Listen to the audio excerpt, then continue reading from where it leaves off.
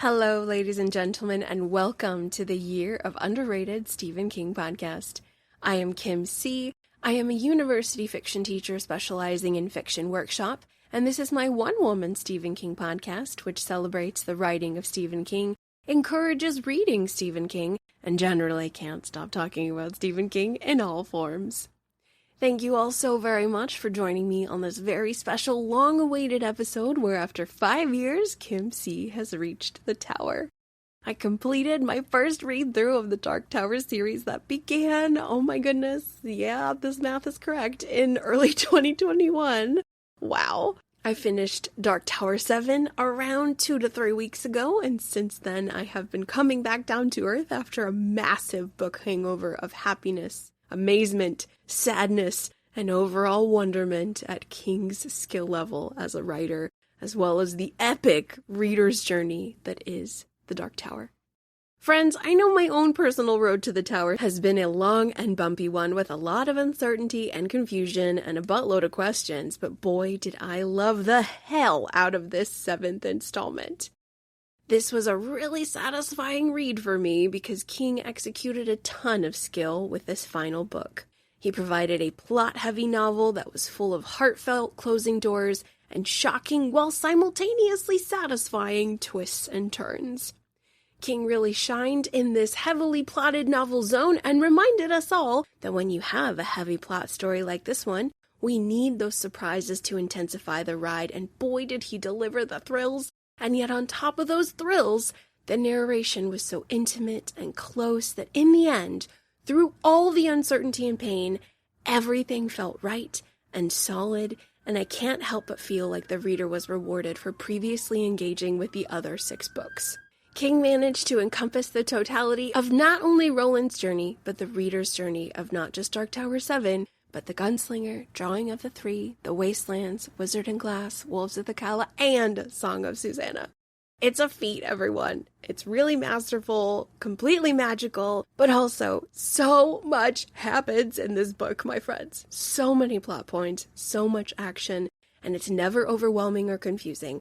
The pages flew by, and I just want to thank all the constant readers who advised me over the years on how it all comes together in the end. You were right. It does.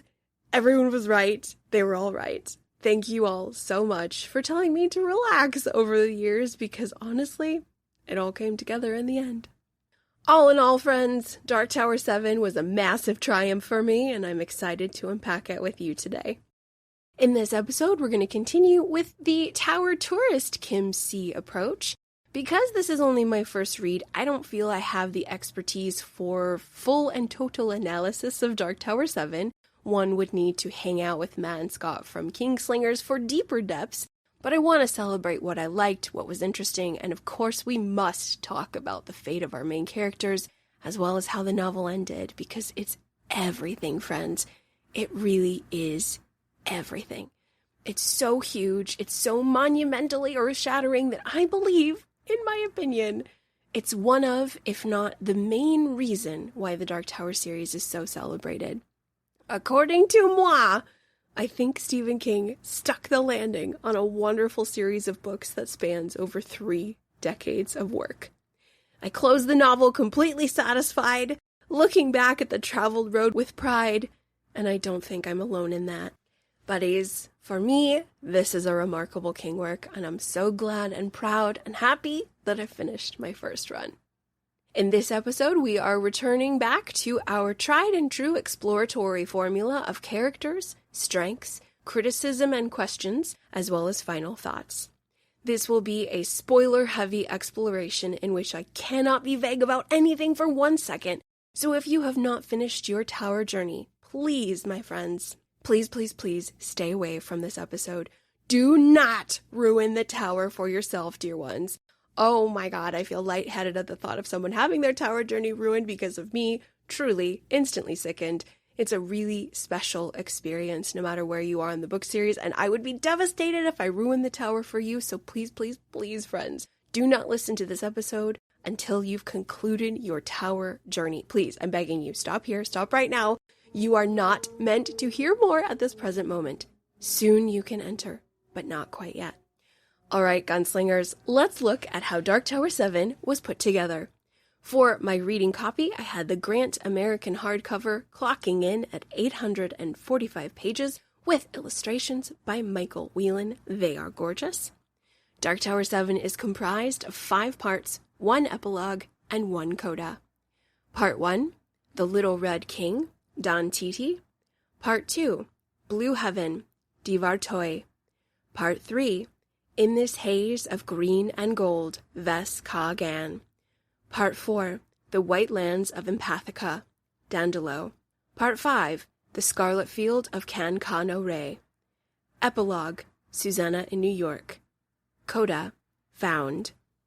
Before moving forward, here is a short summary. Not too many details, we're going to keep it vague, but enough to lay the foundation. Dark Tower VII is the final installment where Roland Deschain and his Ka-Tet of Jake Chambers, Eddie Dean, Susanna Dean, and Oy face their final battles to preserve the beams, elude Mordred, and save Stephen King before breaking apart completely as the Wheel of Ka turns. In this novel, Roland meets his final nemesis, the Crimson King, and enters the Dark Tower. All right, sweet people, before we head in to our examination of Dark Tower VII, I did want to have a quick little side tangent that I feel is pretty applicable. I have been following along with my good friends Matt Freeman and Scott Daly on their Brilliant Beyond Brilliant podcast called Flanagan's Wake. They also have another Brilliant Beyond Brilliant podcast called Kingslingers, but they have just concluded their coverage of one of Mike Flanagan's masterpieces, Midnight Mass. It seems that each episode they covered, there was a grand debate on which episode is the best, because each episode has this remarkable ability to best the previous one, even though each episode is pretty much the best thing you've ever seen. Each episode gets better and better and better. And so the ultimate question one has to ask themselves is, what is your favorite episode of Midnight Mass? And this was quite a revelatory thing for me, because I couldn't decide until I reached the end. And then I realized a really powerful revelation about myself. I think it's something I've always known, but Kim C is made for endings.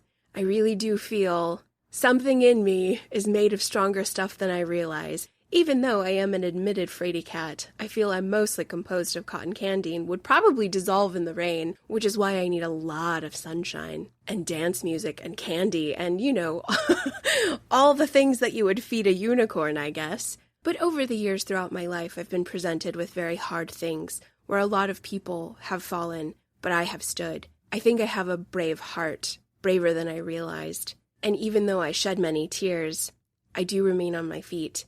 And that's why I wanted to share with all of you, I think Dark Tower VII might be my favorite book out of the series. Not because it's the best story-wise, but I do feel because it's final and because it's complete and because there is so much loss that requires a brave heart to endure it. And I think that's where I shine a little bit brighter than I thought. Most people would count me out to crumple and fall, but that's what happens with underdogs. That's what happens with the people that you feel can't take it. Sometimes they surprise you. I think I surprised myself. I cried a lot with this one, but I do believe it is the best one because it requires a brave heart. It requires strength, and it requires the ability to say goodbye with a smile. And throughout my life, I've had to do that a lot.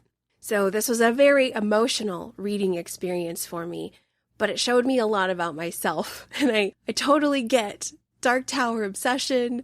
I totally get why and how one becomes a tower junkie once I closed Dark Tower VII. So I found my supporting my good friends Matt and Scott on Flanagan's Wake really allowed me to look at myself in this Dark Tower experience and realize not only is the final episode of Midnight Mass my absolute favorite, I think it's perfect, but the times when it's the hardest, the times when the doors are closing, the times where there is loss and tears and devastation, sometimes the strongest parts of someone emerge.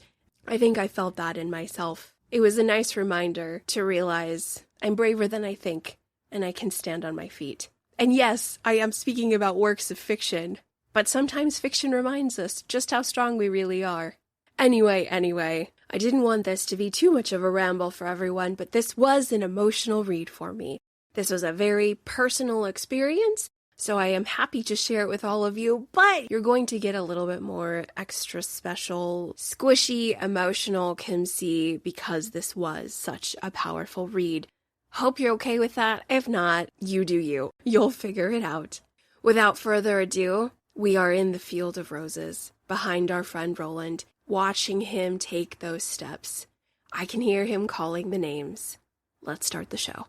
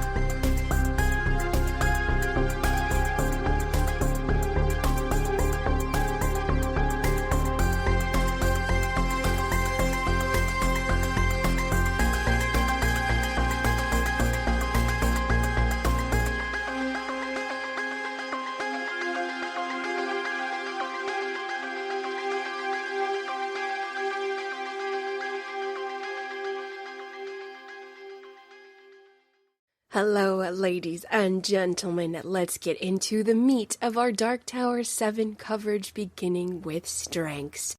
This is the section where I am going to explore everything that I thought was done particularly well. We are diving headfirst into the meat and potatoes of the novel.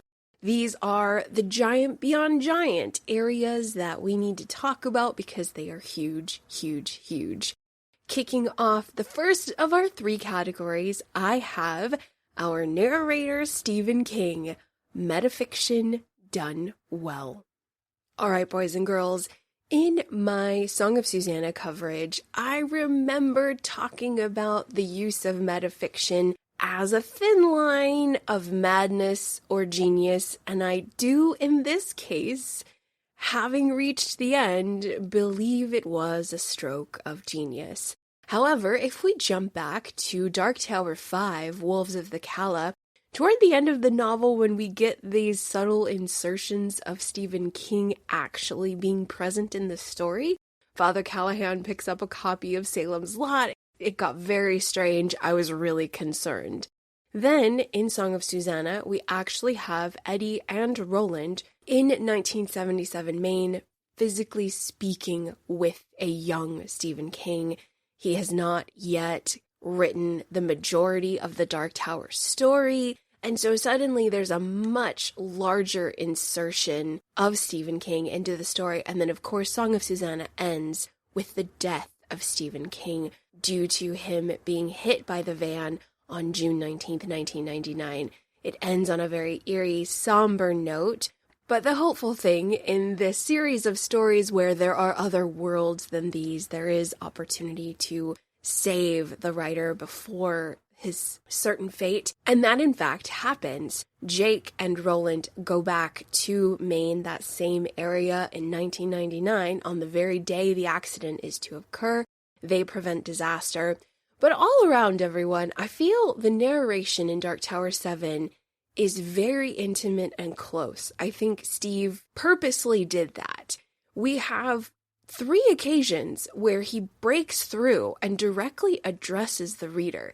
He breaks that wall and tells the reader, I would like you to remember the Ka-Tet this way. Suddenly, the writer, capital T, capital W, is making his presence known.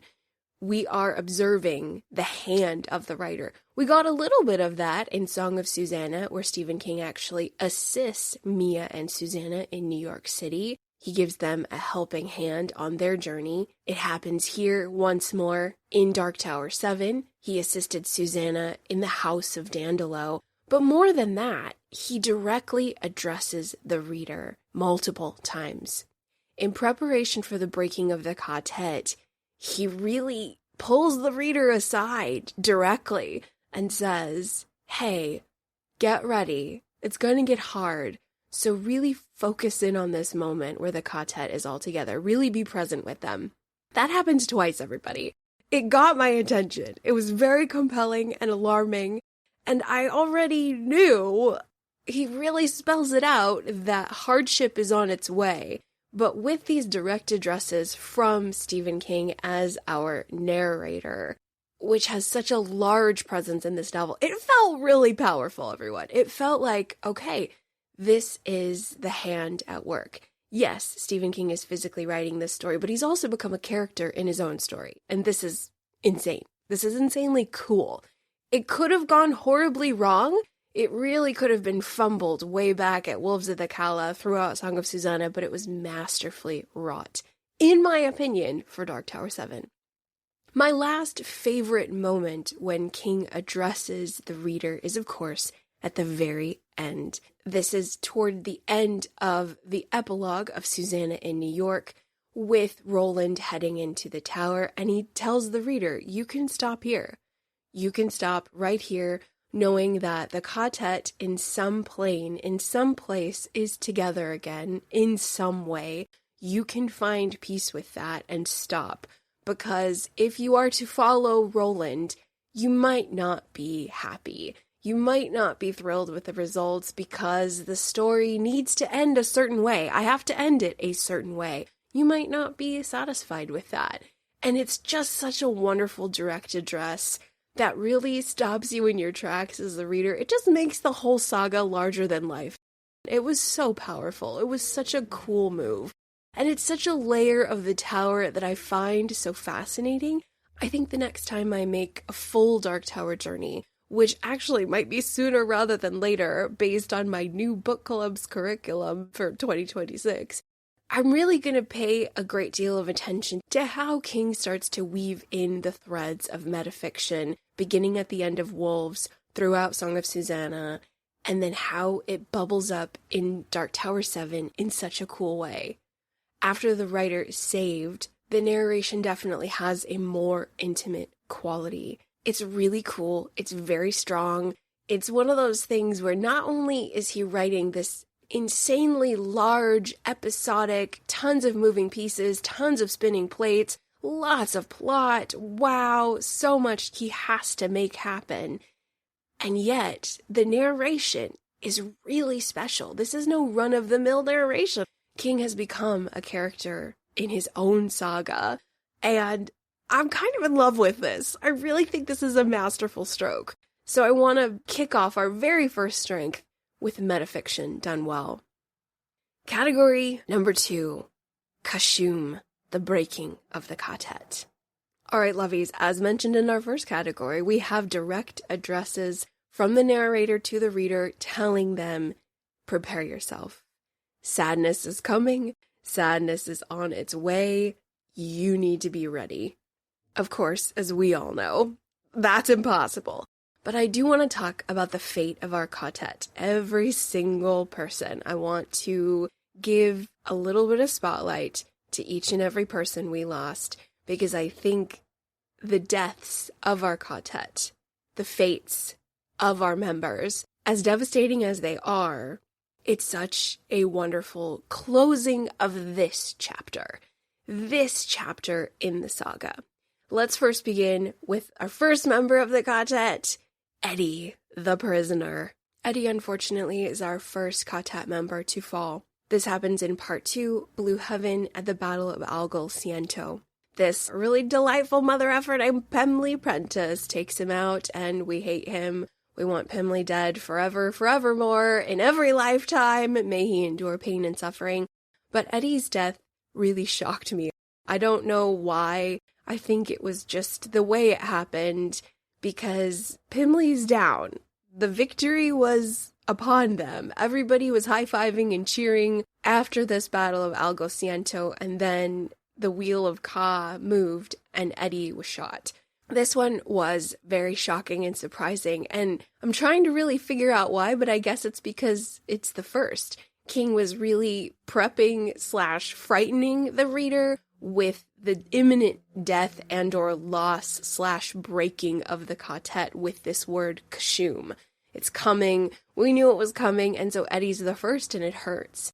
I don't know why I thought Eddie might not be the first, or I don't know. I think I might have to sit with this emotion probably several weeks more, probably a bit longer as I process the after effects of Dark Tower VII, but I was very shocked and saddened by the loss of Eddie. I'm happy that he didn't die instantly. I'm glad that he, at the end, was surrounded by the Ka-Tet, specifically Susanna, in a safe shelter where he could articulate a few final thoughts in which he devotes some of his last moments to warning Susanna, Roland, and Jake about Dandelow. More on him later.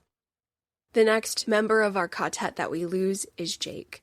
This one, Jake's passing, albeit painful, wasn't as painful because Jake is such an amazing character.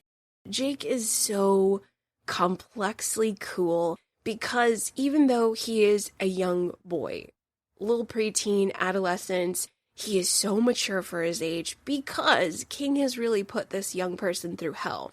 Jake has died multiple times in the Dark Tower saga.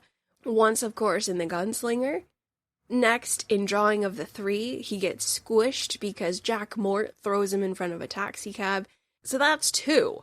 So this, in theory, as far as we know, at this point in time, this is Jake's 3rd death. And what's amazing is King allows him to keep that maturity and that bravery in the moment of his dying. Jake dies a hero, sacrifices himself to protect Stephen King from the full force of the van hitting him. He is an absolute hero, and so he, of course, is dying on the side of the road, internal bleeding, a host of injuries we might not know of, and he tells Roland, "I'm dying. I know what this feels like." So mature, so brave. I don't know how anybody gets that brave unless you've died before, and of course Jake has. King allows him to keep the memory of those deaths, or the feeling, or he's connected to those past lives probably more so than others. And so this was fascinating. Even though I was sad at the loss of Jake, we've lost Jake before, and so I feel it wasn't as hard. It was, because he is so brave, and it really made me mad that Roland wasn't by his side when he died. Not my favorite moment for Roland, but as I've addressed in other Dark Tower episodes, Roland is somebody who I love, but I'm not sure if I like him a lot. I love you, Roland. Don't know if I like you. Some of your choices make me very upset, and abandoning Jake as he was dying in order to complete what he saw as more essential for the mission of the tower, speaking to Stephen King, and of course speaking to the person who hit Stephen King. But all that aside, my feelings for Roland are complex ones. Love him, don't always like him, but overall, the death of Jake saddened me, but I was okay. Our next 2 exits were definitely both a boost and a deflation. The exiting of Susanna is probably one of my favorite aspects of this novel, everyone. Oh my goodness. Looking at the character of Susanna Dean, which, my God, I could devote hours upon hours upon hours of podcasting on this lady. I may do it one day. I'm in love with Susanna Dean because she is insane. Full stop. And I mean that in the most brilliant, avant-garde, looking at an amazing piece of art kind of way. You know, if you ever go to a museum that's just wackadoo and you're looking at these pieces and you're like, how? Why? I can't believe this exists. This is insanity. I love it. That's how I feel about Susanna Dean. When I first met her in Drawing of the Three, she was intimidating, she was nuts, because it's the whole Odetta splitting, fighting. Then Susanna is our third who comes through, and she's the captain of the ship controlling both of them. This is so fascinating. She's the most fascinating Stephen King female ever. Therefore, for Steve to not make Susanna a victim, for King to give her a choice, this is the most badass feminist stuff ever. Because let's look at it. Susanna has been a victim a lot. She's been a victim as Odetta Holmes. Detta Walker is not a fun person she has to deal with. Then Mia takes over her body. Odetta/Detta was impregnated by this Crimson King demon. Technically, the demon is kind of complex. The lore and the origins of the demon are complex. It's a little bit Mia, it's Crimson King. There are layers. You guys know what I'm talking about. But anyway, I feel Susanna's been a victim a lot, and King does not allow her to suffer a dark fate. I was nervous she was going to suffer a dark fate because we have a wonderful red herring with Susanna's sore on the side of her mouth. She has this cold sore that's getting really unruly, very painful, growing. It's a frightening thing. Thankfully, it's taken care of. I breathed a sigh of relief that, okay, Susanna is not going to suffer a body horror fate. She already somewhat went through that, seeing Mia obliterated. More on that later. But I love that King gives Susanna a choice. She starts having visions and dreams, and she realizes she has to listen to the voice of Ka, and she has to exit this plane of Midworld. She has to leave Roland. She cannot join him on his trek to the tower. And she chooses to obey the voice of Ka. She chooses to obey this path that she doesn't really know where it's taking her. It could be dangerous, and it could be leading to death itself. We don't know. But she chooses to go. And she doesn't die. She doesn't fall. I'm just so enamored with this. I'm so in love with it. I'm so thrilled. I'm so happy. It is a really feminist power move, and I am giving King a standing ovation for this. I love it. I love that Susanna just takes the reins of her own life. She mourns, she says goodbye, and she is brave, and she goes through a door into the unknown with only hope as her guide. All she has is a feeling of hope and love and warmth and acceptance that maybe somehow she might end up in this dream of New York City at Christmas time. Jake is there, Eddie's there, there's a cup of hot chocolate waiting for her. That's all she's got. This is so beautiful, everyone. I was so moved, and I'm still moved, and I think I'm gonna love it forever. I just love this so much because she is such a special character, so layered, so crazy, so bananas, in so many layers and levels. Over time, I grew to absolutely adore Detta Walker. She is nuts, but she is that guard dog that we need. When she comes out, we know stuff's getting stressful, stuff's getting real, and Detta has to get in there. And I've grown to love her over the years. I really was scared of Detta and super irritated by Detta for so long, but she's part of the Susanna package, and I love the Susanna package. So I am so thrilled beyond thrilled that we did not have to say goodbye to Susanna in a bloodbath of gore and sadness and trauma. I'm so grateful that she got a different fate, where she wasn't a victim, but a victor. So amazing. Thank you, King. Our final death is the hardest, everyone. I cried so much, so loudly. It was an ugly cry sob fest for the loss of Oy, the Billy Rumbler. His death was very violent, very shocking, and it broke me. I think it's supposed to.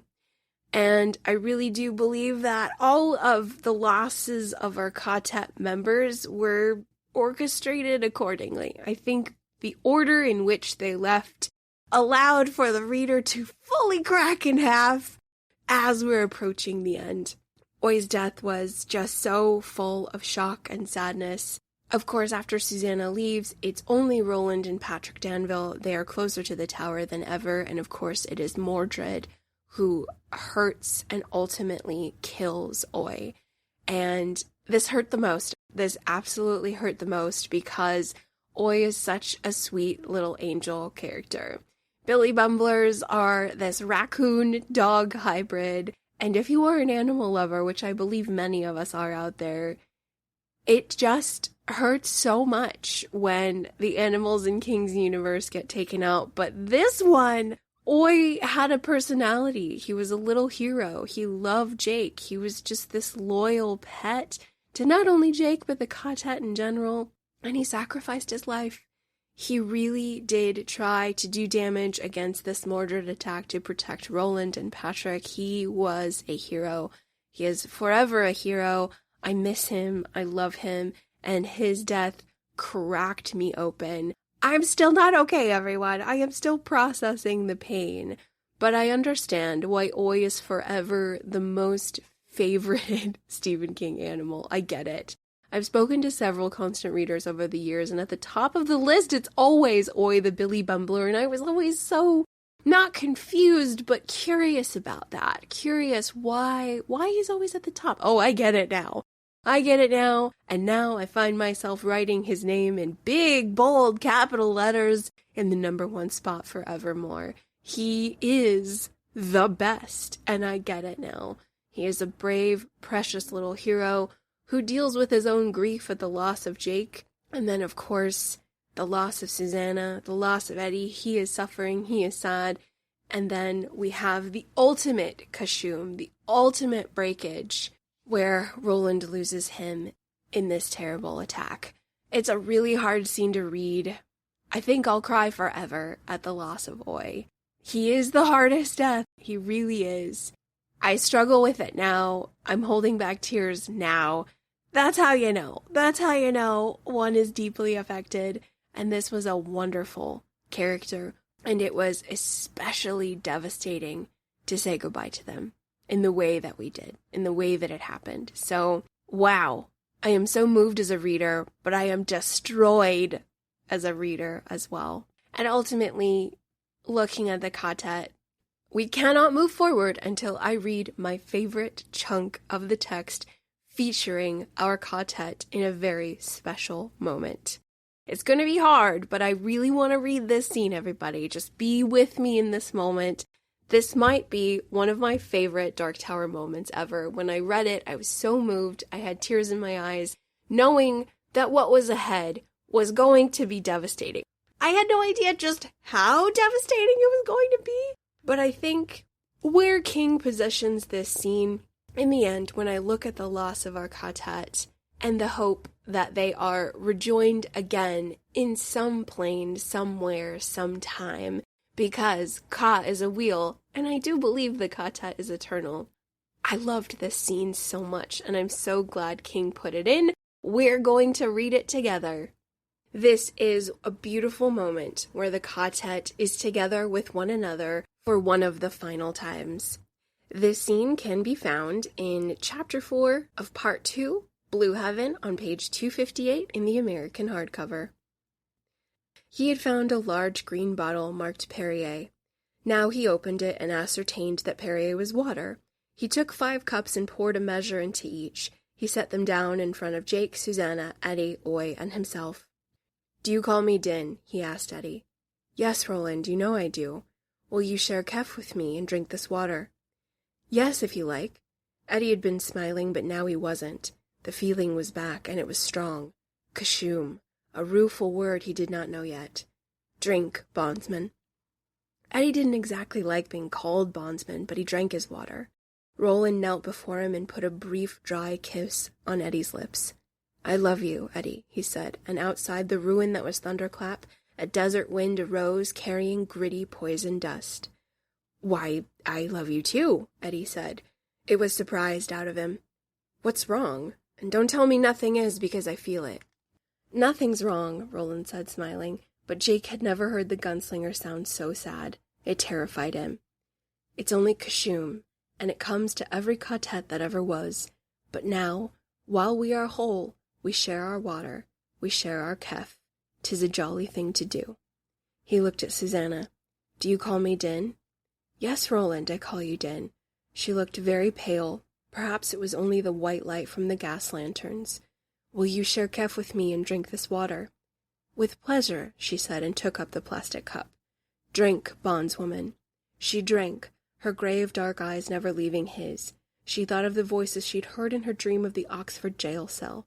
This one dead, that one dead, the other one dead. Oh, Discordia and the shadows grow deeper.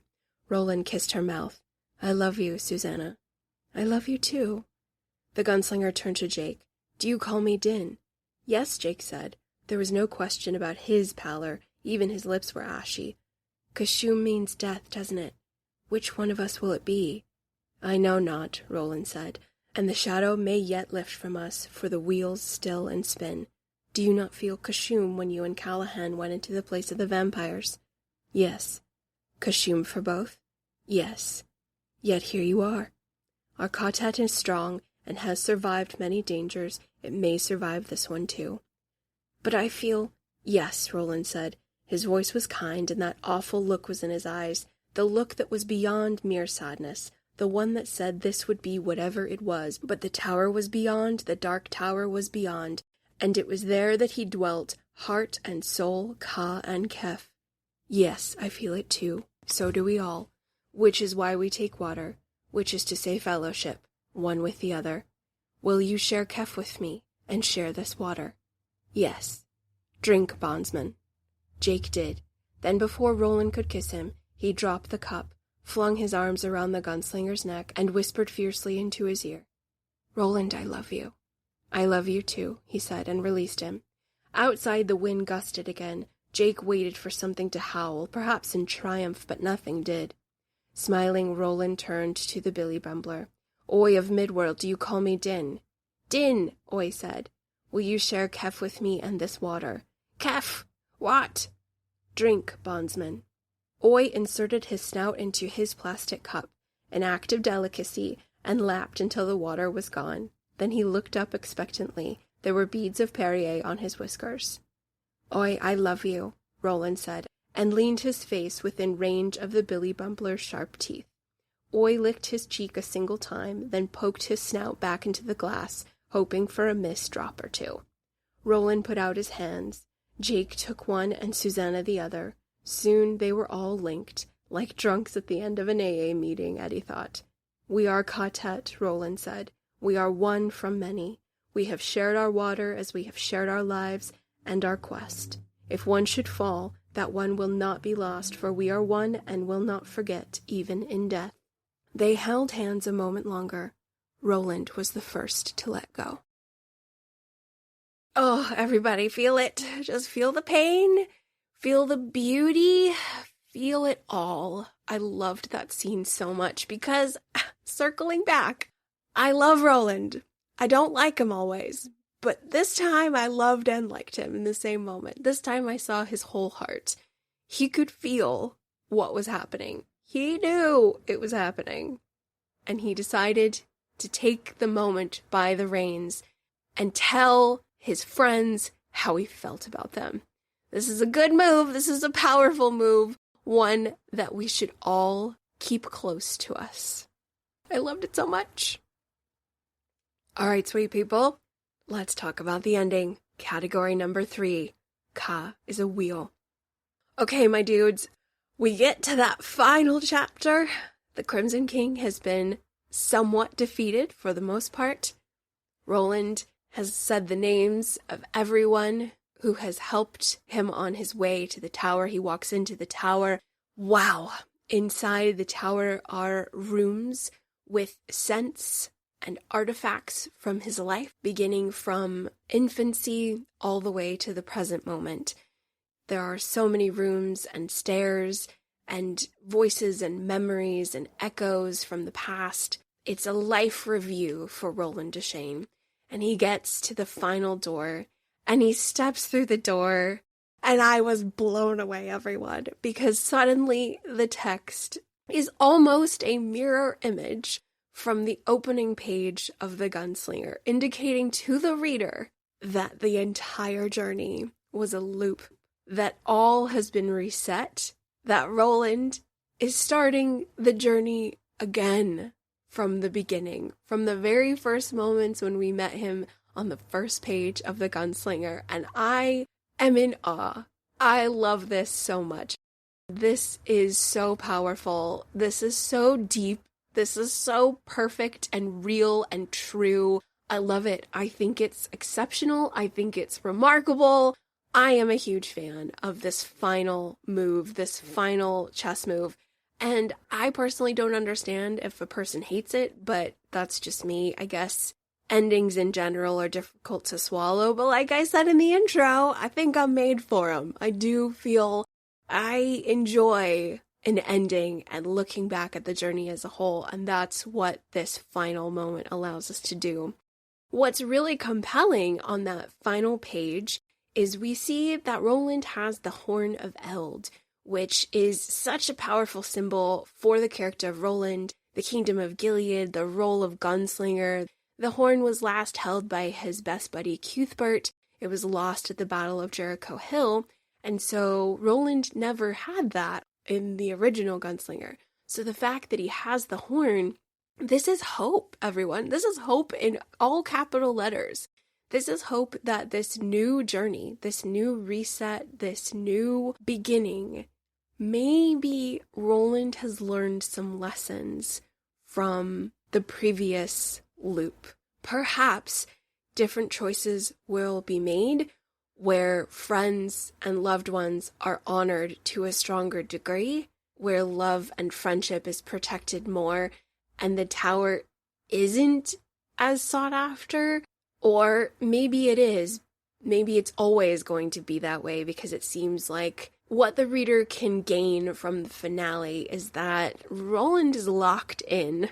He is in a destiny/fate loop. This Wheel of Ka has Roland turning and turning and turning again. And on each new loop, hopefully he makes better choices, and maybe one day there will be a time where the loop stops, and when maybe the last door of the tower does not reset.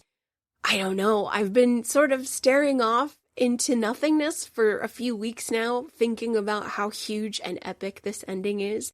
I have a lot of questions as to when the loop started, if it was after Wizard and Glass. Was it Roland's life from birth? He was just always on this loop? Because he seems to be adult/40-ish-year-old Roland for a while. So I'm a little curious as to when the loop starts, but I can speak with others on that. I can do more research, but I love this. I love that it's a loop, it's a wheel. And when you have that symbol in mind, it makes so much sense. It makes so much sense. And there's such a power given to the quest as a whole, to the power of story, to Roland as a character, and the fact that we need to look at life like that. Many spiritual and metaphysical scholars believe that humans, all of us, have reincarnated several times here on Earth because Earth is a giant school. The planet Earth is school for humans, and we incarnate here so we can experience all realities because our souls are eternal, infinite. We've lived many lives, and some people believe you've incarnated as rocks, flora, fauna, but humanity is where we go through hardships, we suffer here on Earth, but it's because the soul needs to grow, the soul needs to expand. And apparently in the celestial plane, where everything is, in theory, really euphoric, and there's peace and wholeness, there's not a lot of growth, because growth happens from discomfort and adversity. So we have to level up the soul down here on Earth. There's a lot of powerful spiritual and metaphysical concepts, religious concepts that King is toying with here that coincide with a lot of beliefs that many people hold true. You might call them hippy-dippy, it might be a little woo-woo, but hey, some people hold really fast to these beliefs. Reincarnation and several life cycles, that's it. That's what we're all doing here. Mucking about on Earth. We're just here to explore all realities, to expand our souls, to expand our consciousness, and self-discovery. The meaning of life, everyone, in case you didn't know, is self-discovery. Isn't that huge? Sit with that for a while. It'll cook ya. this is very powerful. I, as someone who enjoys the field of religious studies so very much, it's something that I pursue in my personal life because I love the academic study of anthropological man through time, and religion and belief is the deepest part of someone's heart. So if you really want an intimate connection with another person, it's going to be that. What do they truly believe in their souls? But anyway, I'm starting to ramble. I'm starting to spiral off because this ending is so amazing. This ending is the best thing ever, and it makes me adore the Dark Tower series. I liked it, then I loved it, and now that we've reached the end, and I've realized it's all a big loop, okay, we're in the level of adore. I adore this. I adore this final chess move. I adore how it makes me feel when I look back at the journey as a whole. This is awesome. Also, one area of my Dark Tower analysis that I never ever touched because I was so intimidated by it is the number 19. I know several people have reached out to me and asked, hey, you never talk about it. Yeah, because I had no idea, y'all. I had no idea what was going on with 19. I was completely confused. But now that I've finished, a lot of wonderful Tower junkies have reached out to me and said, hey, Kim C, 19's everywhere because it is, in theory, the 19th loop, the 19th trip. It makes so much sense. I hope that is, in fact, what it is. I don't know concretely if we have 100% matter-of-fact evidence of that, but what else could it be? I mean, I love it. I love it so much. 19 times. Maybe this one. Maybe he'll get it right. We'll see. We'll see. I think in my heart, he's definitely going to make better choices. I feel this 19th loop had a lot of love. Roland did learn to love. We saw that with our Perrier Last Supper water scene. So much biblical allusion. Oh my gosh. So much biblical allusion, guys. It is very, very close to the Last Supper of Jesus and his disciples, and also the Horn of Eld. We've got a lot of biblical allusion to the Horn of Joshua. If you guys know the story of Jericho, we got horns in there. It's a ram's horn. These are indicative of strength, the power of kingdoms, and in this situation, it seems to be a symbol of friendship, which is such a hopeful thing. Oh my goodness. Lots of biblical allusion, because I believe in the Gunslinger, we have Roland with the jawbone, and I remember talking about the jawbone being very reminiscent of Samson. Samson is a warrior. Samson was a very powerful, strong character who fought people, who beat a lot of people up. But now we've got a different symbol. The Horn of Eld is about victory and teamwork and community, and it leaves me a lot of hope that Roland may be forever changed in a way that will allow for stronger choices to be made. Oh my goodness. All right, lovies, I could go on and on. I'm super in love over here, but let's do a quick recap of our 3 strengths. Number 1, our narrator, Stephen King, metafiction done well. Remember them this way is a sentiment I will carry with me forever, for always, especially when I return to Dark Tower VII. Number 2, Kashoom, the breaking of the Ka-Tet. In this novel, we lose Eddie, Jake, Susanna, and Oy, all in different ways, different fates. I cried a lot, but I wouldn't change a thing. Even Oy's, as painful and terrible as that was, I think toward the end we get to see that Ka has left no one behind. Those joined by Ka will be joined again. And I have so much hope in that, and I think it's such a beautiful, albeit heartbreaking realization. You have to go through the fire, and once you emerge on the other end, you see we're okay. We're all okay. And I think King wants the reader to know that with the breaking of the Ka-Tet. Number 3, the ending. Ka is a wheel. It is in fact a wheel that resets at the very end, and I am so in love with it. Let's take a wee break. I will see you in our next section, where we will explore some of my favorite characters from Dark Tower VII. I'll see you there.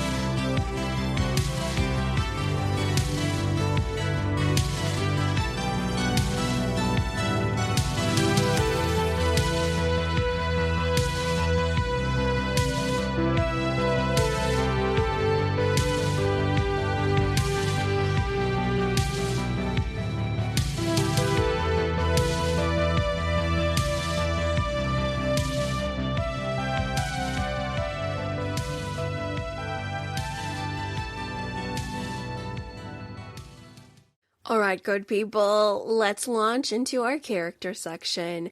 These are the people who I loved, whether they were a baddie or a goodie. I really appreciated these folks, and I want to share my thoughts with you. Let's begin first with character number 1, Mordred. Mordred Deshane. Mordred, son of the Crimson King, son of Roland Deshane. He's got a very complex paternal line. But I loved this guy, everybody. Okay, so Mordred is born shortly after Dark Tower VII kicks off. And sadly, not all is well. He looks to be a sweet, precious little baby spirit. He is cute. He's got a little red foot.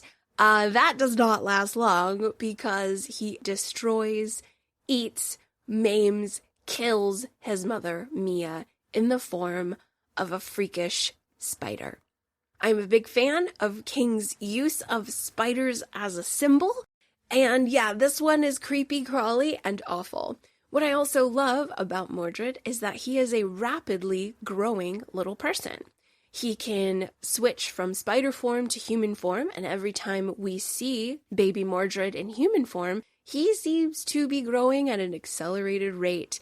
Whatever core of magical power is inside of him is working fast. It seems he is metabolizing all the blood, guts, brains, flesh, bones in a way that accelerates his growth. Throughout the text, we see him age probably till about preteen, if not early teenageness, if I'm correct. Mordred is someone who does lose a little bit of steam. He is very cool and powerful in the first couple parts of the novel. He is killing everywhere, everyone, just laying waste, growing fast. He is on the hunt for his father, Roland. And then, I want to say in part 4, The White Lands of Empathica, he becomes very Gollum-esque, where he is just trailing behind Susanna and Roland. He is hungry, he is sickly. Suddenly, Mordred is suffering. There's not a lot of favor in Mordred's direction. Food is hard to find. He's very sick from eating a poisoned, dead horse corpse at the house of Dandelow. He's very Gollum to me toward the end, and I don't recall if we get a definitive age for when Mordred was last alive. But I really did enjoy what King did with this character. As I discussed in my Song of Susanna episode, King plays a lot with Arthurian legend throughout the Dark Tower series. Mordred is the name of King Arthur's son. According to Arthurian legend, King Arthur held the sword Excalibur.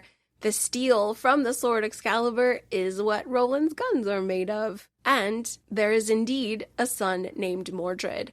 King Arthur had an incestuous relationship with his sister, Morgane, that begat Mordred, who grew up with a pit of hatred in his heart for his father, the king, King Arthur. And of course, Mordred kills Arthur, and Arthur killed Mordred. They kill each other in battle. So while we don't have the exact same fate, Mordred is definitely the son of Roland and the Crimson King. I love this freakish little spider baby brat we've got. I love it. It's cool. I enjoy Mordred. I'm a fan.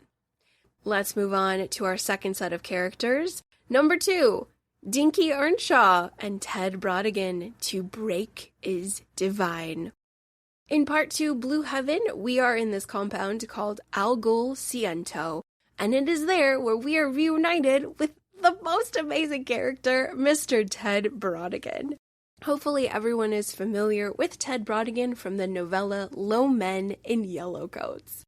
Oh my god, it's one of my favorites. It's definitely at the gold table in my favorite all-time novellas. I love it so much. And I read this years before I had advanced into my Dark Tower journey, so I love that we are reunited with such an amazing character. Ted Brodigan is my whole heart. If you have not yet read Low Men in Yellow Coats, or if you're due for a reread, let's do that, everyone. He is such a brilliant, wonderful, loving person who befriends Bobby Garfield in the 1960s. He really becomes a grandfather/father figure to Bobby and his young friends. It is so great. And we get this awesome chunk of text where we get to learn about the life of Ted Brodigan. Ted is old. He was born, I believe, in 1898. grew up in New England, had a lot of adventures. We have this really nice story time segment with Ted Brodigan where he is just telling the Ka-Tet all about his life, how he got to Algociento, and ultimately how he busted out and made it to Bobby Garfield. I think it was in Connecticut. He went home and he made friends and hung out on Keystone Earth for a little bit until they pulled him back. We also have Dinky Earnshaw. Dinky Earnshaw is a breaker who we met in the short story Everything's Eventual, in the collection Everything's Eventual. And I remember Dinky's story being really noir, very mysterious and detective-y. It was curious, and I remember not really connecting very closely with Dinky. He's younger than Ted, but I remember enjoying that story, but not getting a real true connection with Dinky. He was just a bachelor, weird things were happening, strange things were popping up in his house. So I liked Dinky's story, but I was happy to get more time with him and Ted in Algociento. So it was such a delight to be with these guys who we now know as breakers, but I have encountered them in additional Stephen King stories. So I love these Easter eggs. I love these connected threads. So special. I loved it. Character number 3. Oh man, everybody. This lady might be my favorite Stephen King walk-on ever. I'm talking about Irene Tassenbaum. All right, so Irene is this 50-something, I believe, either late 40s, early 50s lady who is married to a dot-com millionaire. She has an affluent life in Maine. I don't recall if she's a summer person and they're just there, or if in fact they do live there. I think based on how familiar she is with everything, I think she does live in Maine. She is a lady who you could argue is either wrong place, wrong time, or right place, right time, as she is at the old gas station featured in Song of Susanna. Pops up again here. Roland and Jake come through on June 19th, 1999. They gotta save Stephen King. They gotta get there quick, and they need Irene to drive them. Irene gets in an old truck that happens to be a stick shift truck.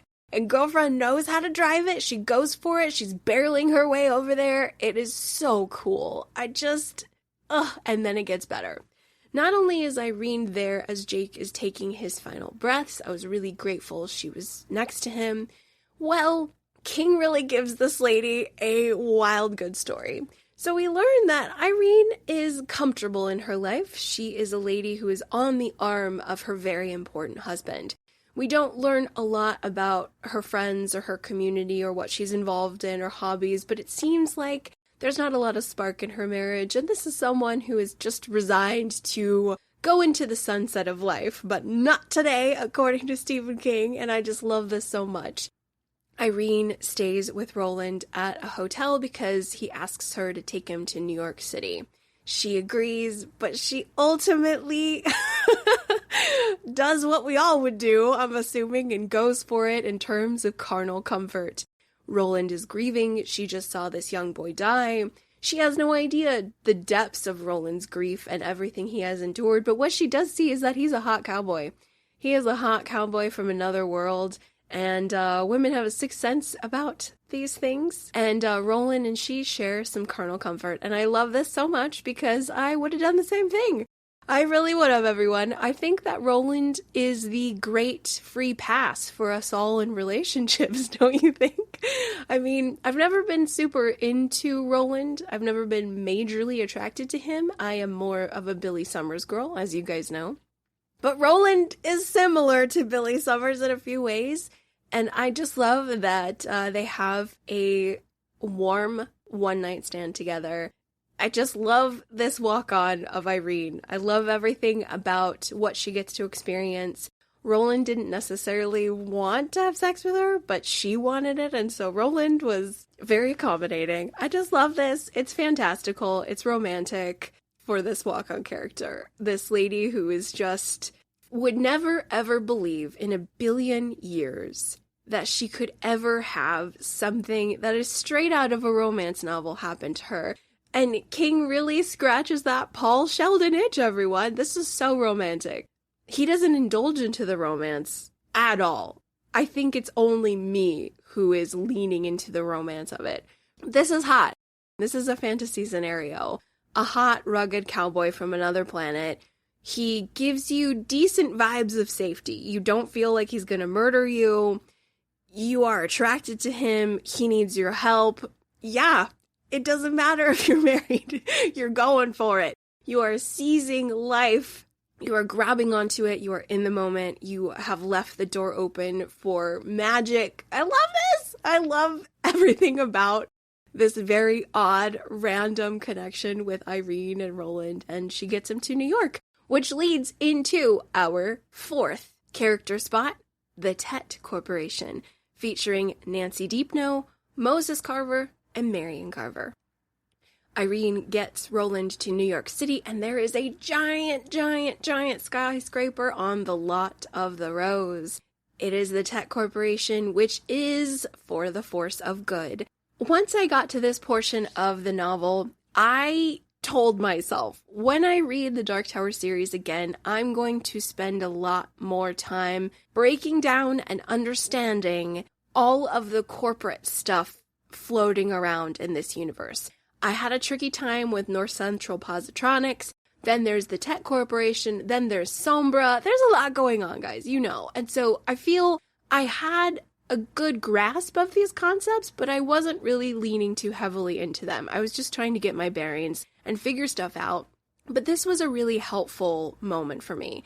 We have a skyscraper where there are good people inside who have devoted themselves to Roland's journey and protecting the Rose, protecting the tower, all this good stuff. And so all the previous stuff with Aaron Deepnow and Calvin Tower and all that stuff in previous novels that confused me, it all seemed to come together quite nicely when Roland goes to the very top and speaks with Nancy Deepno, who is in the Deepno family, and then Moses and Marion Carver, who are related to Susanna. Everybody is super excited to see Roland. They have been super plugged into all things Midworld. They have done an impeccable amount of research on all of these timelines, and they give Roland a watch. He has a really nice sandwich break with these people. I also learned a lot about the Insomnia novel in this chunk, which I might have learned too much, but I don't remember it, so we're fine. I'll read Insomnia eventually. I have been assured by other constant readers that I didn't need to read Insomnia ahead of Dark Tower VII, so that's good. But I really did enjoy this part where Roland gets to catch his breath and listen to these people who have been on his side for a long time and who have been putting all the effort to protecting the Dark Tower, protecting the Rose, protecting and preserving the path of good on Keystone Earth. And so it's a really nice moment where Roland gets to look back and see that all of those previous battles were for something really good in the end. So we've got this wonderful skyscraper. I hope I've got that right. I hope that I am analyzing this portion of the text correctly, because that's how I felt. I felt like this skyscraper is a big deal in a victorious, winning sort of way.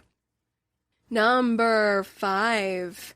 Let's talk about this really cool, weird character named Fumalo, aka Rando Thoughtful, aka Austin Cornwell. Okay, it's one dude, everyone. One dude.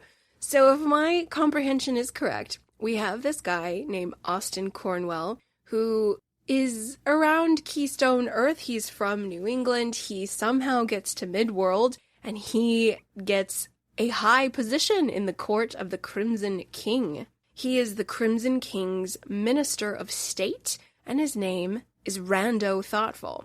But when we first meet this individual, this Austin/Rando, he is 3 people. He has glamored Susanna and Roland with 3 people named Fumalo, Fumalo. They all are cloned faces of Stephen King. So Stephen King clones are talking to Susanna and Roland. Fumalo, and Fumalo appear to Roland and Susanna when they are in a bit of a desperate state.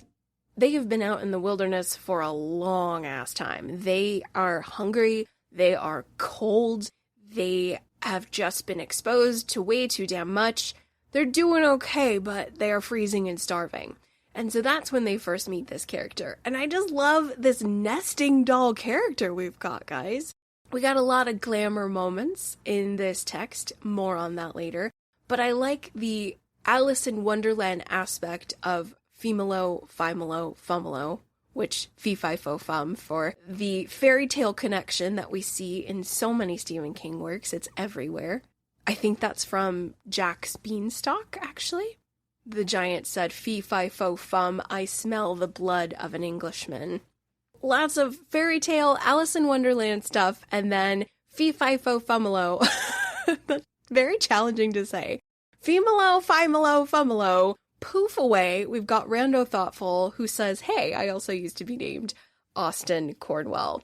Rando Thoughtful doesn't hang out for very long because Mordred eats him. Mordred gobbles him right up, but I did enjoy the weird strangeness of that character. Category 6, Patrick, Danville, and Dandelow. Alright, we get to a part that had a ton of foreshadowing. Dandelow. We kept hearing about this character. I was really concerned. I was nervous Dandelow was going to be a huge big bad on par or perhaps even greater than Mordred, because on Eddie's deathbed, he's like, watch out for Dandelow. On Jake's deathbed, he's like, yo, watch out for Dandelow. So I was freaking out about this Dandelow character. Shortly after the snow lands, Roland and Susanna find a little cottage with this nice man looking very Santa Claus-esque. He invites them in for dinner. There's a wonderful meat and potatoes spread.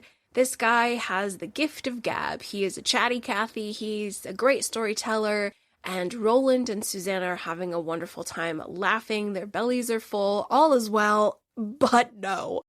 This is the nest of Dandelow.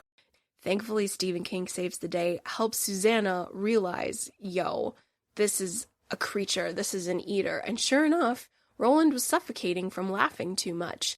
This guy is very similar to our eaters in the King universe. One of the most famous ones of all time, as you guys know, is Pennywise/It, an eater of worlds who thrives on fear.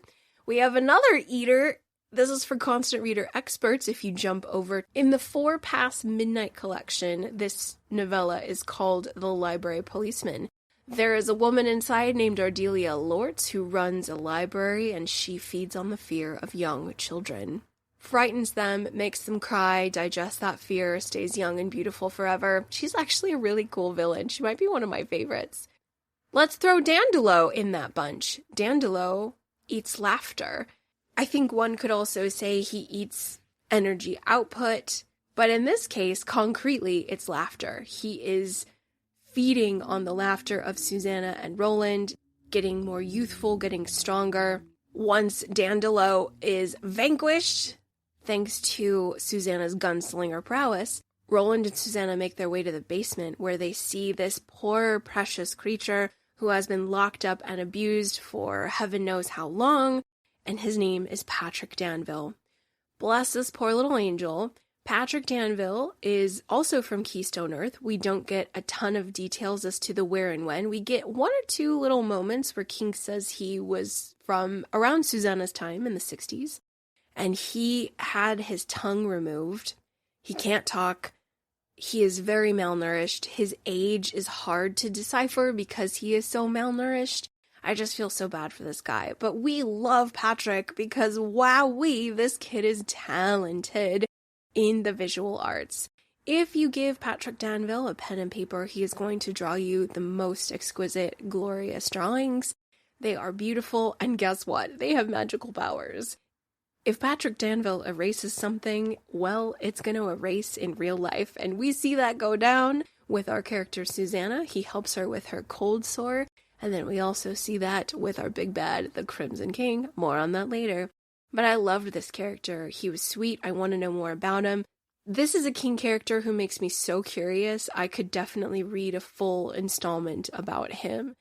And apparently he might be in Insomnia, I think, according to friends who have reached out. Yeah, maybe see, maybe no. Hopefully so. Hopefully there is more Patrick Danville. I think there is an Insomnia connection I am eager to figure out. I am excited to dive into Insomnia here in the future. But I loved this character. He is sweet and gentle. He's had a lot of bad stuff happen to him. very traumatized, very depleted, but I think he is really feeling safe and whole and at home with Susanna and Roland, and that was a very precious thing to see. I love how talented he is. Oh my goodness. I loved this guy. Our final character, category number 7, is an honorable mention. I love this guy so much. Shimi Ruiz, son of Stanley. Oh my god, Shimi! Okay, this character's reunion made me cry all over the place, but it was tears of joy, tears of happiness. We meet Shimi in Algo. He is hanging out with Dinky Earnshaw and Ted Brodigan because Shimi is also, I believe, a breaker. We met Shimi, of course, in Dark Tower IV. He was a friend of Susan Delgado's. He was also a friend of Will Dearborn, also known as Roland Deschain, a young Roland Deschain, when he was trying to avoid the coffin hunters. There was, of course, Cuthbert and Elaine. Shimi helped them a great deal, and then they went their separate ways, and Shimi reunites with Roland. He is so happy to see him. He's crying tears of joy. He apologizes for the death of Susan, which is heartbreaking, and Roland is just so in awe of seeing his old friend. I love Shimi so much, and seeing him again made me realize how much I wasn't able to appreciate him in Wizard and Glass. I liked him. I thought he was sweet. I enjoyed that he is somebody with a brave heart despite having a cognitive disability, a handicap against him. He is, of course, a very, very powerful individual despite this handicap. And I just love the reunion. It is warm, and Roland and Shimi tell each other how they are well met. And it is just full of reconciliation and warmth and friendship and joy to see each other. Makes me so happy. I love you, Shimi! I think that's it, everybody. Let's do a recap on the characters I loved in Dark Tower VII. Number 1, Mordred Deschain, son of Roland Deschain, and the Crimson King. Also, a spider monster who grows at a rapid rate. Number 2, Dinky Earnshaw and Ted Brodigan. To break is divine. Number 3, Irene Tassenbaum. Get it, my lady. You are an inspiration. Seize the day and seize those sexy moments with handsome strangers from other worlds. Number 4, the Tet Corporation, featuring Nancy Deepnow, Moses Carver, and Marion Carver. Number 5, Fumalo, also known as Rando Thoughtful, also known as Austin Cornwell. You are a Russian nesting doll weirdo, but I enjoyed you. Number 6, Patrick Danville and Dandelow. Dandelow is an eater of laughter who nearly got the best of our boy Roland. And Patrick Danville was his captive cow, his prisoner chained up and siphoned to drain him of life force and energy. Thankfully, Patrick is freed and on the mend with what remains of the Ka-Tet. And lastly, all the love and joy and hugs and tears for Shimi Ruiz, son of Stanley. I am very saddened that we had to lose Shimi in a way that was heartbreaking. It's par for the course given all the loss, all of the closing doors of Dark Tower VII, but I was thrilled that Roland and he got to reconcile, say hello and goodbye, and exchange a lot of love between the two of them. Absolutely beautiful. Really, really grateful to King. All right, sweet dollies, we are nearly there. We are about to go into our last section, criticism, questions, and final thoughts. Why don't you all get a glass of Perrier? Let's share Kef with our din, and I'll see you in our last section.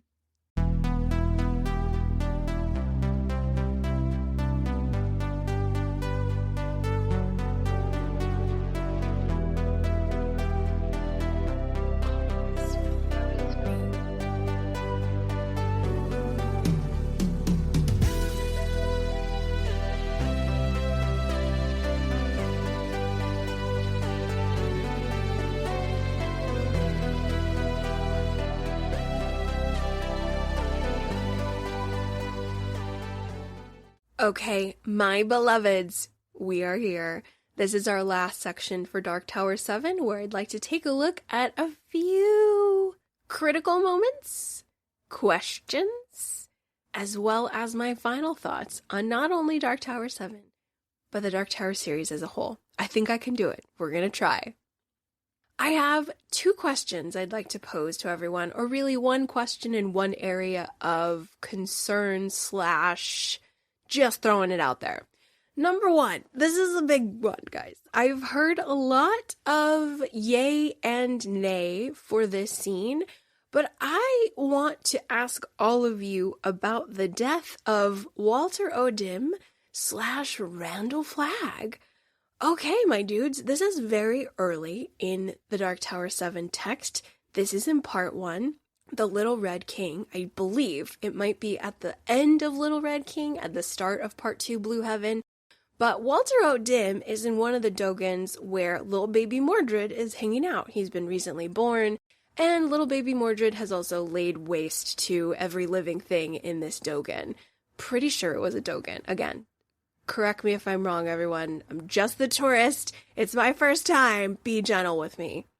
Ergo, little baby Mordred, there's just dead bodies all over the place, and Walter O'Dim is there to check out this new little prince and see what's up, and maybe recruit him a little bit, and motivations are opaque at best. Well, the Little Red King decides to one-up Randall Flagg himself, who has been alive for millennia, and he rips his tongue out and rips his face off and absolutely destroys and eats Randall Flagg.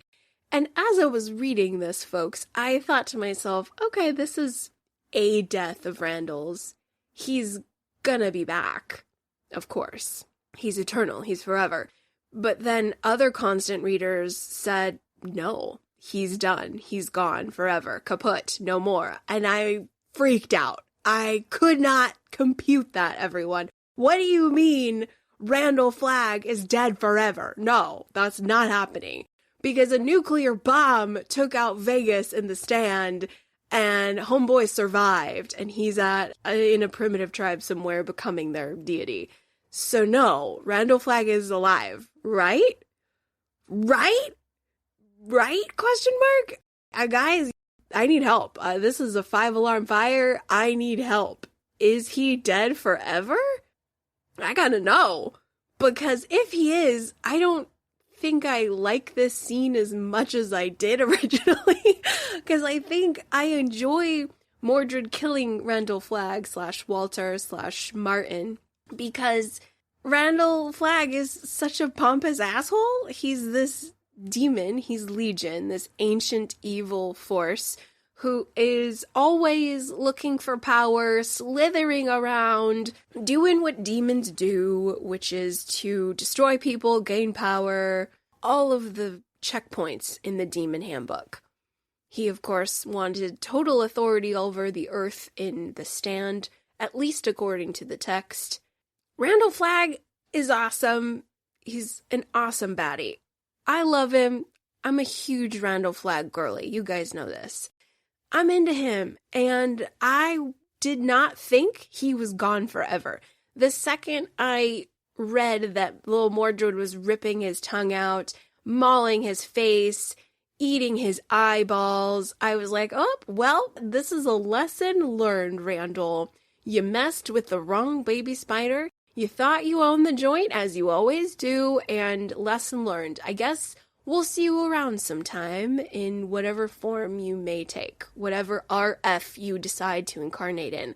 That's what I thought, everybody. I was completely convinced that this was a very loud hand smack for Randall Flagg. He got, let's be honest, he got bitch slapped by this little spider baby. And that's how I viewed it. I viewed it as a very humorous bitch slap from this demon kid. But I was not ready to compute if Randall's gone forever. Like, I'm not vibing with that. I know. No, Randall's not gone. And granted, it's been over 20 years since Dark Tower VII's publication in 2003, and we haven't seen Randall Flagg. Does that mean he's gone? Is that indicative that he is gone forever?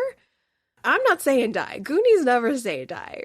Randall's alive. He's absolutely alive out there somewhere. I refuse to believe that Mordred killed him for all time. But if I am wrong, I will accept this. I will accept this, and I'm going to have to sit with it. That's the thing. I'm going to have to sit with it and process, oh, Randall's gone forever by a spider baby. For all the thousands of years he was in the kingdom of Delane as Flag.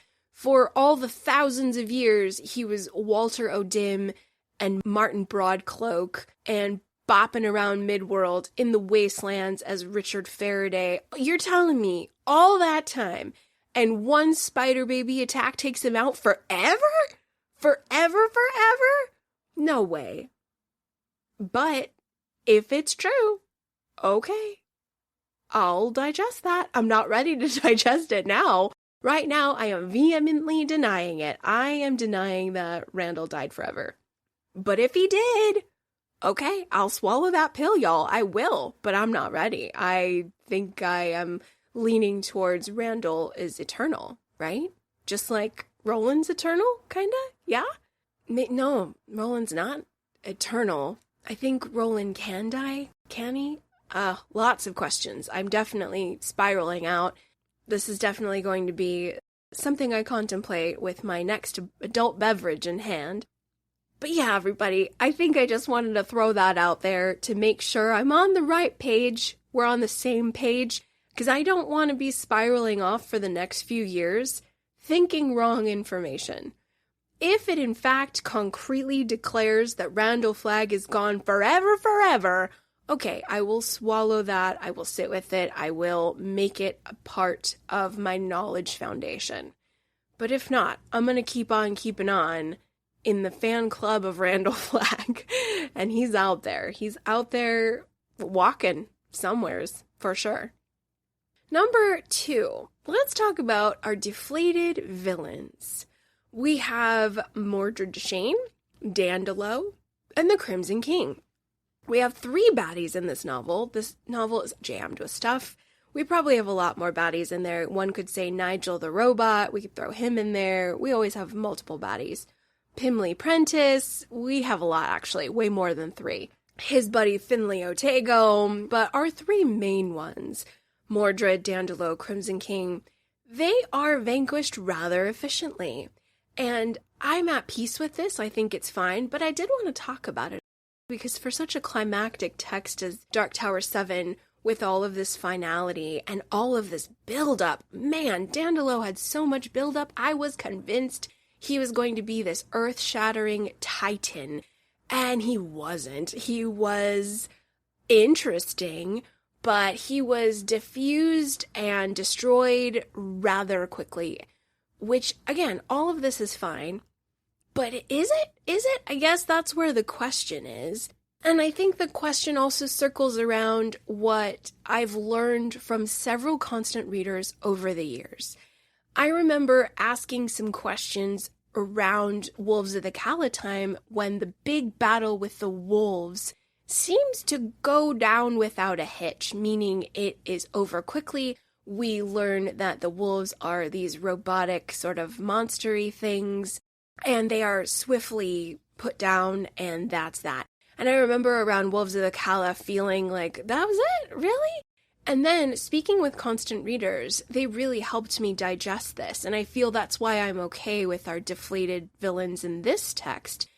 It seems as though King is working out of the playbook that evil will destroy itself. We see that in this text. Randall Flagg is destroyed by Mordred, who eats his face off. Mordred is destroyed by starvation, illness, and then, of course, Oy sinks his teeth in and Roland throws him in the fire. Dandelow, Susanna shoots him twice in the head. Done. Down. And then our Crimson King is literally erased by Patrick Danville, with only his eyes remaining floating around somewhere at the top of the tower. And it's all very efficient. And I like it. It does feel quick, though. It feels Like, there was a lot of buildup and a very efficient execution / moving on from said villains. And so I guess the reader in me who's looking for a more entertaining climax and destruction of our villains is sort of digesting this evil destroys itself concept. I feel I was hungry for a bit more in terms of the vanquishing of our villains. I can't help but be reminded of one of my most hated Stephen King characters, Big Jim Rennie from Under the Dome.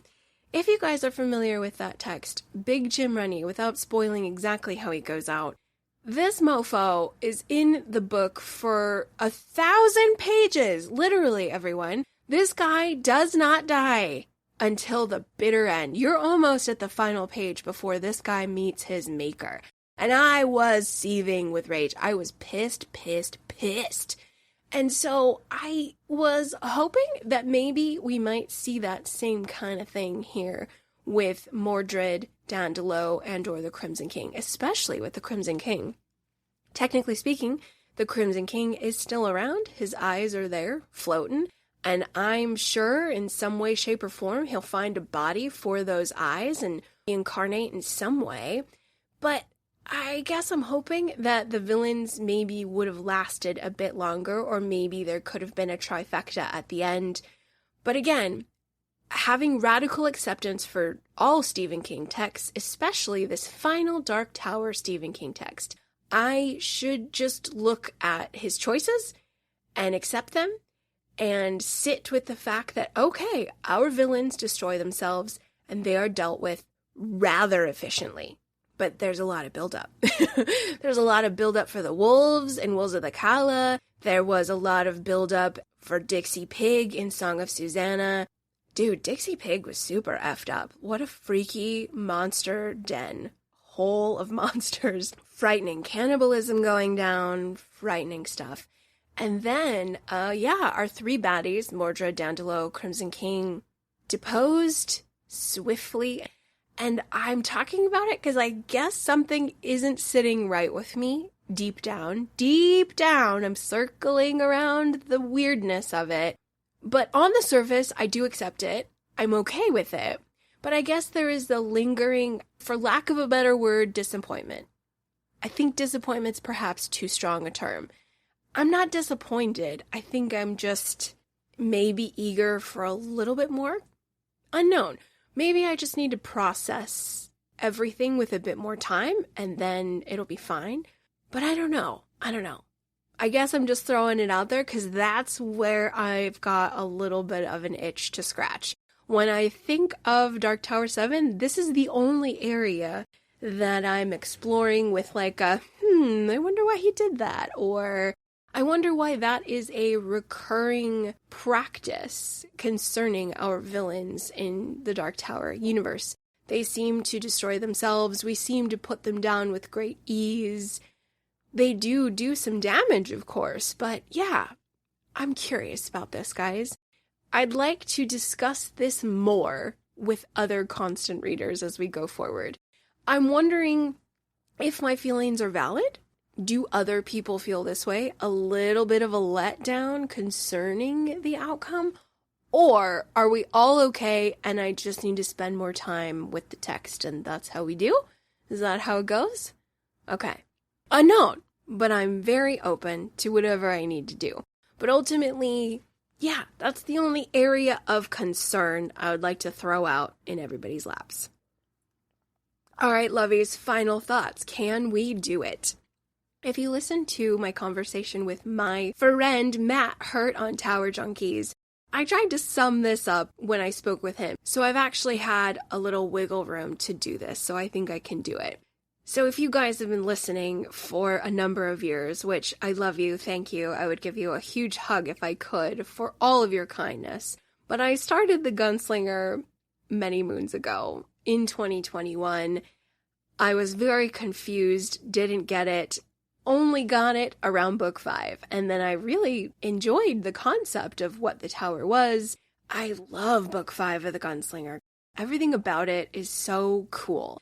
Roland finally catches up with the man in black. They have a palaver in a fire pit, and they talk. They talk about what the tower is. Roland learns that he's connected to this tower. He's got to get there no matter what.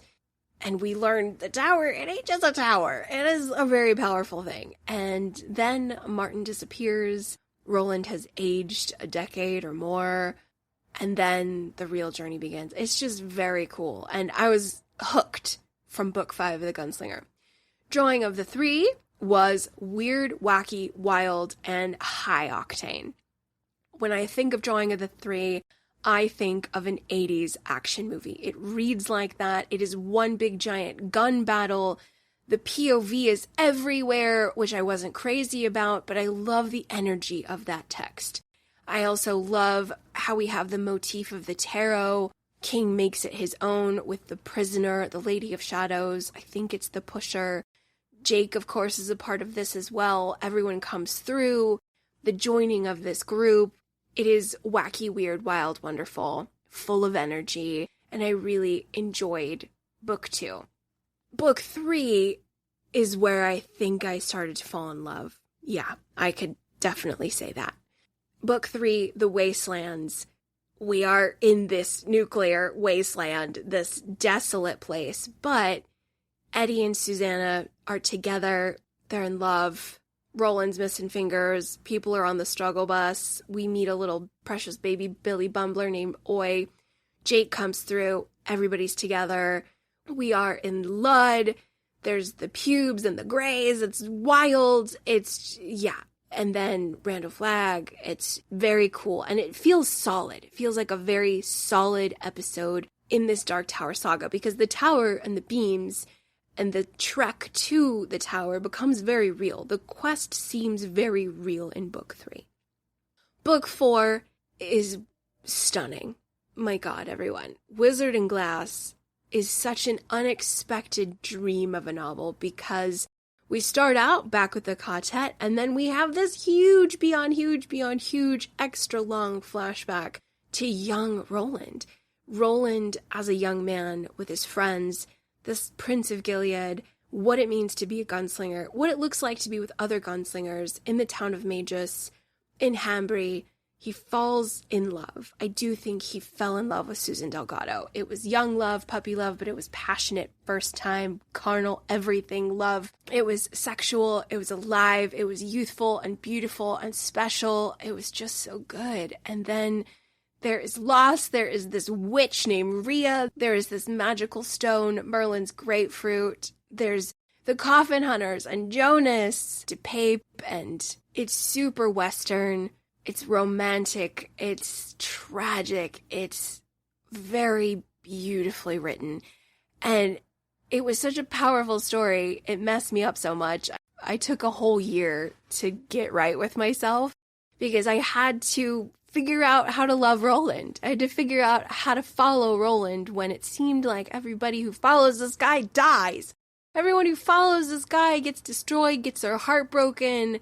This is a dangerous person, and we're stuck with him, and I need to make peace with that. And I had to take time to do that, and then I did.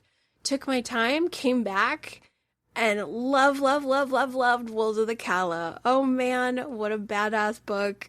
I love that it is the Magnificent Seven. It is the Seven Samurai.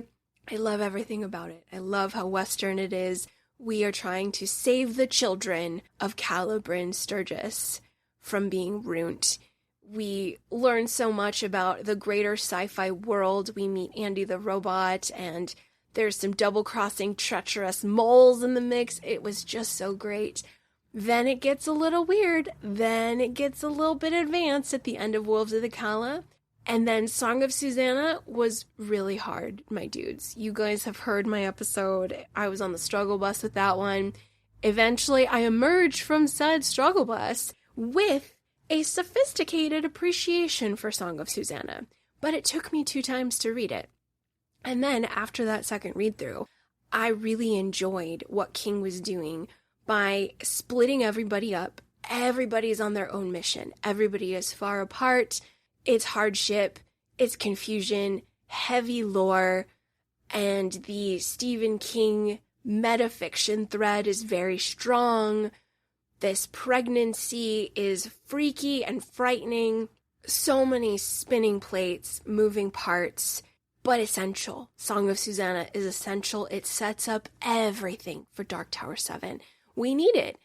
We absolutely need it. And it's not as fun because it's not supposed to be. It's supposed to be a harder text. It's supposed to be the grit and homework before the finale. And then the finale is just this epic, rich ride where we have to say goodbye.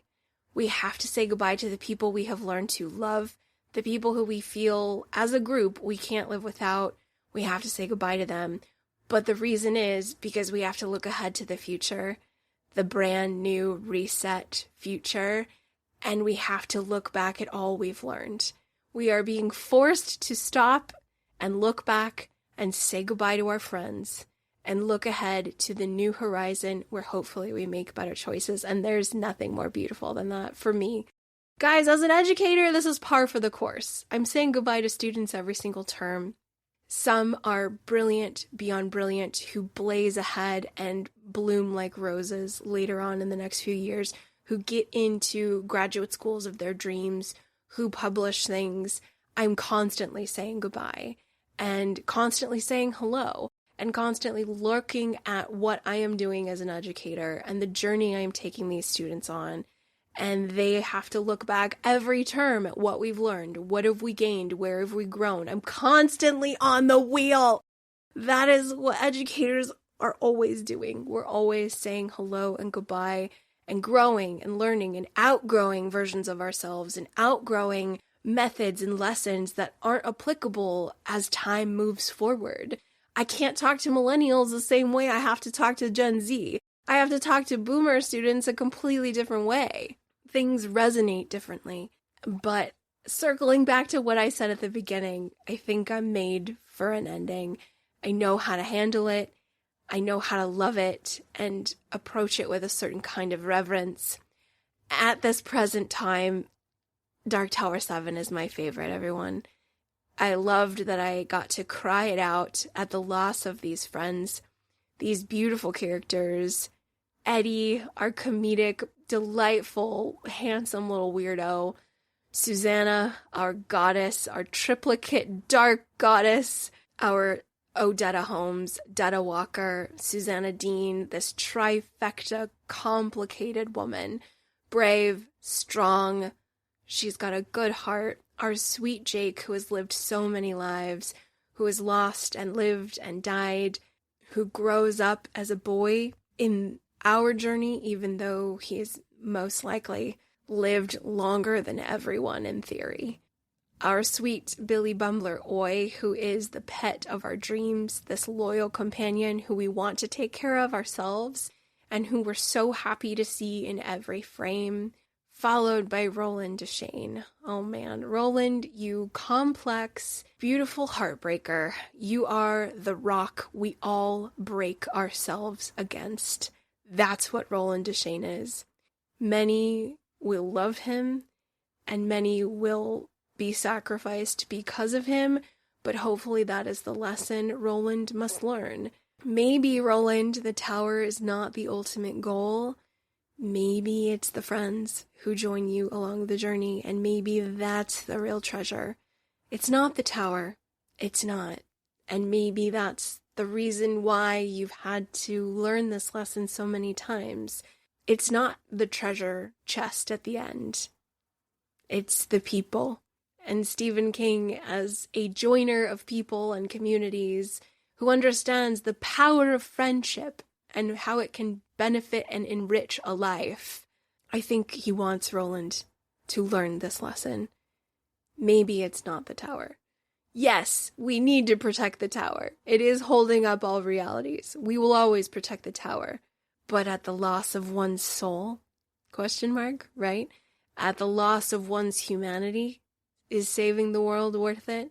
If you let all that love and friendship die, is it? I don't know. It's a great question. Some would say yes.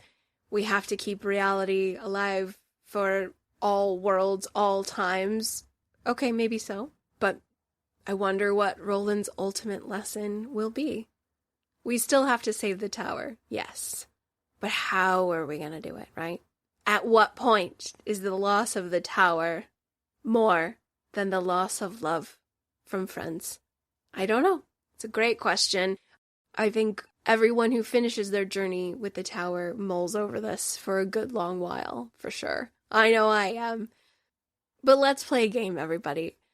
I want you all, wherever you are right now, if you could have one word, only one word, to say about the Dark Tower reading journey, what would your word be? I don't have one of my own quite yet. Maybe in time I will, but I'm going to borrow one from my friend John Langan. In my Constant Reader interview with Mr. John Langan, I asked my question of questions in which all constant readers tell me their thoughts on the Dark Tower. And John Langan said, I think it's remarkable. And I can't let that go. I think it's so perfect for right now, at this present time. It's remarkable. The Dark Tower series is remarkable. I think that works really well. What's your word, everyone? What is your one word for the Dark Tower? I know it's very difficult. Can we do it? John Langan could, so I'm borrowing from John in this case. But as I make another trip to the tower, which is absolutely going to happen in my life, probably more than one, I feel myself becoming a passionate Dark Tower fan. Perhaps one day I can wear the badge of Tower Junkie myself. Perhaps then I'll have a word of my own, but for right now, remarkable.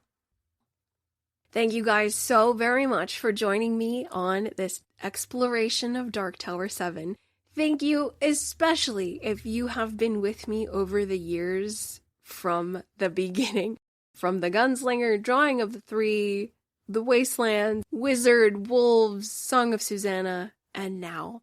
I can't thank you enough for joining me. Hopefully, if you go back to those episodes and listen to them all again, give me grace. I'm a little dumb kid. I am absolutely clueless, both as a podcaster and as a Dark Tower reader, so give me grace. I have hopefully grown over the years. I know I've made mistakes, as we all do, but I am very hopeful for the future that more trips to the tower will create a greater foundation of knowledge, a greater connection to the Easter eggs throughout King's Canon. I'm very excited for more journeys, more learning, more lessons. I love you all from the bottom of my heart. Thank you for listening. If you are interested in more coverage on Dark Tower VII, jump over to my Patreon, The Dance Macabre with Kim C., where I have 4 short pit stops where I read Dark Tower VII and reported my findings in 200-page chunks, if that interests you. You definitely hear a lot of emotion from Kim C. I am crying all over the place in those recordings. Apologies, but it was emotional. So if you are interested, check that out. Patreon.com/dancewithkimc. That's dance with an S. If you'd like to reach out to me, please do so on any of the socials. I am frequenting Instagram and Threads the most. And if you would like to send an email and say hello and have a chat about anything Stephen King related, I'm your girl. Hit me up at underratedsk@gmail.com. Until then, I will be back soon. I love you all very much. I hope spring has sprung wherever you're at, that the snow is melting, the days are longer, and ultimately, I can't believe I'm finally saying this, long days and pleasant nights, everyone. Take care.